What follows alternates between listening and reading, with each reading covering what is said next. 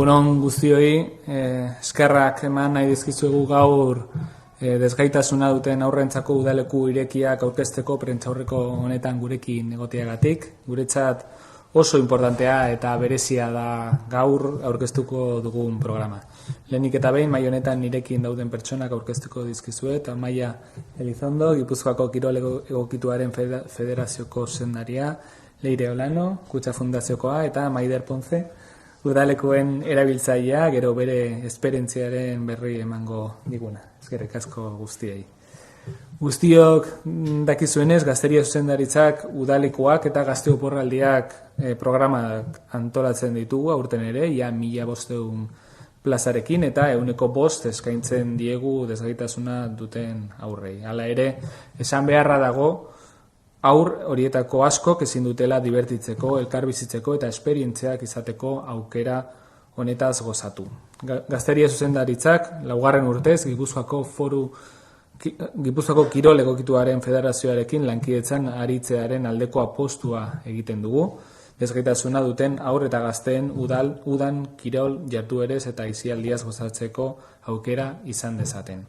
Gaur aurkezten dugun programa, desgaitasuna duten gazteentzako aisialdeko eta denbora libreko eskaintzan dagoen hutsunea betetzea du helburu eta kolektibo horri hainbat jarduera plan eskaintzea, beren udaldia betetzeko onuragarriak izan daitezen eta bizikidetzaz goza dezaten. Como todos sabéis, desde la Dirección de Juventud organizamos cada año los programas Udalekuak y Gazte Oporraldiak, que este año tienen casi 1.500 plazas y ofertan un 5% de estas para niños y niñas en situación de discapacidad. Sin embargo, hay que decir que muchos de estos niños y niñas no pueden disfrutar de esta oportunidad de aprendizaje, diversión, convivencia y experiencias. Desde la Dirección de Juventud, por 4 años, hacemos una apuesta por colaborar con la Federación Guipuzcoana de Deporte Adaptado con el objetivo de que los niños y niñas con discapacidad puedan disfrutar de actividades deportivas y el tiempo libre durante el verano. Es un paso importante, ya que gracias a esta apuesta podemos ofrecer el servicio en diferentes municipios de Guipúzcoa y llegar a más gente. Como decía antes, el programa que presentamos hoy un año más tiene el objetivo de cubrir este vacío que existe en la oferta de ocio y tiempo libre para los niños, niñas y jóvenes con discapacidad y ofrecer a este colectivo diferentes planes de actividad que les sean provechosos para ocupar su época estival, para que disfruten de la convivencia. Conocer a otra gente, tener nuevas experiencias, participar en talleres educativos, disfrutar, pasarlo bien. También se realizarán talleres concretos, visitas culturales. Y hay que resaltar que este año hay una muy buena noticia, que 140 niños y niñas y jóvenes van a participar de estas colonias abiertas. Son 10 más que el año anterior y siempre es una muy buena noticia que podamos ir creciendo, hacer crecer este tipo de programas y que puedan dar más servicio a niños y niñas. No solo va a haber más niños y niñas en este programa, sino que también se han sumado 2 municipios más, Andoain y Oñati, y esto equivale a que vamos a llegar a 9 localidades: San Sebastián, Errentería, Irún, Zarauz, Azpeitia, Beasain, Aretxabaleta, Andoain y Oñati. Estamos generando oportunidades que responden a un derecho fundamental de niños y niñas y jóvenes. Este programa no es un programa más, lo decimos todos los años, es un espacio donde cada niño y niña puede disfrutar, puede jugar, puede pasárselo bien con otros niños y niñas. Porque todos y todas sabemos que la infancia es una etapa para poder compartir, para jugar y reír, en definitiva, para descubrir el mundo rodeados de amigos y amigas. Y con ese espíritu hemos apoyado desde hace 4 años esta iniciativa que la puso en marcha la Federación Guipuzcoana de Deporte Adaptado. Pero este programa es mucho más que una iniciativa dirigida a los niños, a las niñas y a los jóvenes. También tenemos en cuenta a los cuidadores, a esos padres y madres y también a los tutores y tutoras, ya que este programa también les da un momento de respiro durante el verano, un recurso esencial de apoyo para las familias. Además, sabemos lo importante que es tener la tranquilidad de que sus hijos y hijas están en un lugar seguro, atendido por grandes profesionales, y por eso mismo lo hacemos siempre de la mano de la Federación de Deporte Adaptado. En resumen, Estas colonias abiertas son mucho más que un programa de verano, son un compromiso con la inclusión, un espacio para la alegría, diversión y juego, también un respiro necesario para las familias. Gracias a la Federación Guipuzcoana de Deporte Adaptado y a la Fundación Kutxa, que hacen posible que este programa sea una realidad. También gracias a los profesionales, a los padres y madres por su confianza y sobre todo a los niños y niñas por recordarnos cada día lo esencial que es jugar y disfrutar juntos y juntas. Dicho esto, le paso la palabra a Maya para que nos cuente más detalles sobre el programa.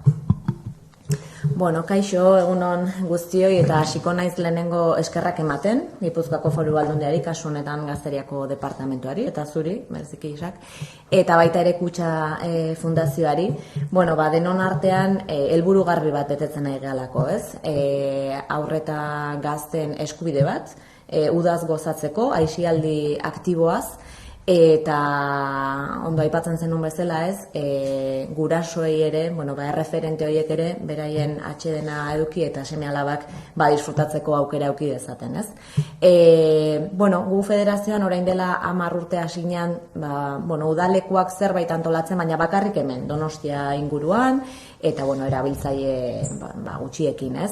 Orain dela 4 urtetik ona, sekulako apustua egin zuen Aldundiak, eta, ia Gipuzkoako eskualde ezberdinetara iristeko aukera eduki dugu.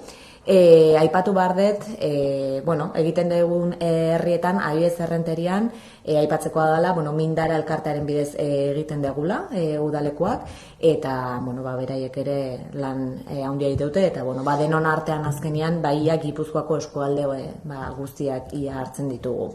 Aurten ekainaren 24tik uztailaren 19ra izango dira udalekuak, zuk esan bezala 140 parte hartzaile egongo dira, iaz baino 10 gehiago, eta hori, egia da, albiste ona da, aldi berean beharra dagoelako da, eta, esaten nun, helburu bati betetzen diola, eta gu federazioan urte osoan zehar Aldundiak babesten duen beste programa badaukagu martxan, eskola kirole egokitukoa, baita ere Gipuzkoako eskualde ezberdinetan, eta hor gelditzen zen utxune hori, ez? Udako, batarte hortan, guk 10-21 urte bitartean hartzen ditugu aurreta gazteak, eta batez ere, eskubidea dutelako ere bai, udaz gozatzeko, lagun berriak egiteko, jarduera fisikoa egiteko ere aprobetxatzen dugu, gero Maiderrek kontatuko dugu pixkatze ekintza egiten dian, eta egia esan, hau geroz eta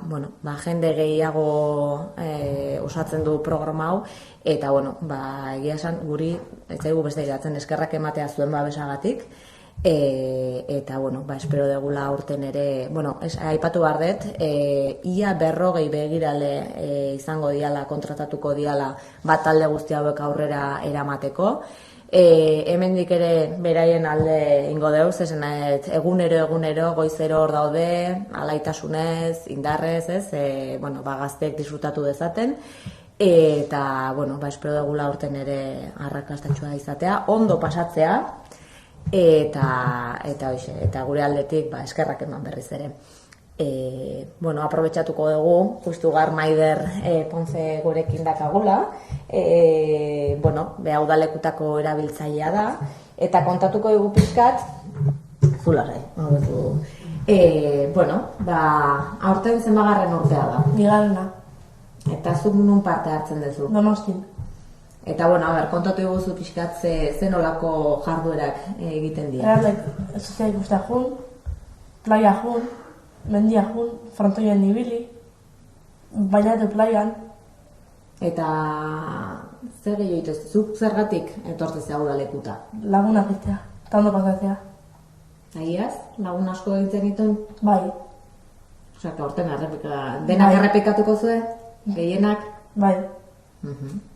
Así que egunero etorriko zea, aukera dago, 4 asteko programa egiten dugu, aukera dago, baina zu 4 astetan etorriko zea, ez da? Oso ondo. Eta ze esango zenioke, norbaitek ez badu probatu hendikan, ze esperientzi edukiko du? Onda. Begiraleekin eta, ondo? Bai. Jatorrak dira? Bai. Oso ondo. Osea, que aurten berriz ere gogokin. Bai. Primeran. Bueno, eskerrik asko guztioi, eskerrik asko Maider, eta ondo pasa. Eta, bueno, hau da guztia, ez dakit galdera bat dagoen, bueno, eskerrik asko guztioi.